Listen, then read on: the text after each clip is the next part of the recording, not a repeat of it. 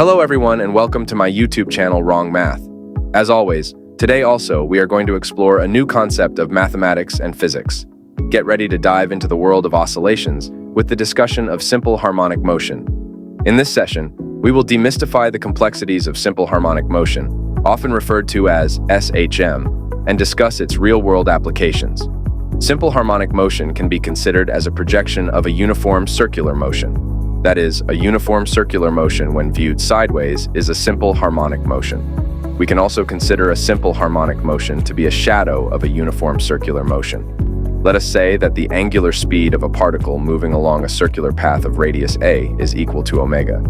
If the particle starts from this position, then after time t, its angular displacement will be equal to omega t, and this distance x will be equal to a sine omega t, which is in fact the equation of an SHM, as omega is a measure of the angular displacement per second.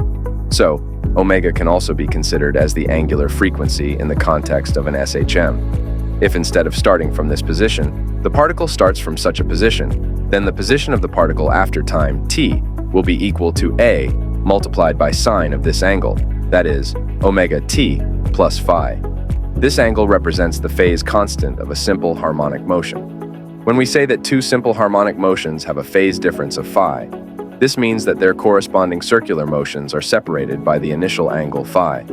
For the phase difference of phi by 2, the situation is as shown. If one SHM starts from the mean position, then the other SHM, which is ahead by a phase difference of phi by 2, will start from the extreme position. That is, if this SHM follows a sine function, then the other will follow a cosine function.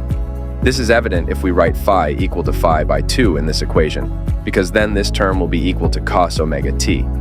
In general, the graph of an SHM that is ahead by a phase phi can be obtained by shifting this graph towards left.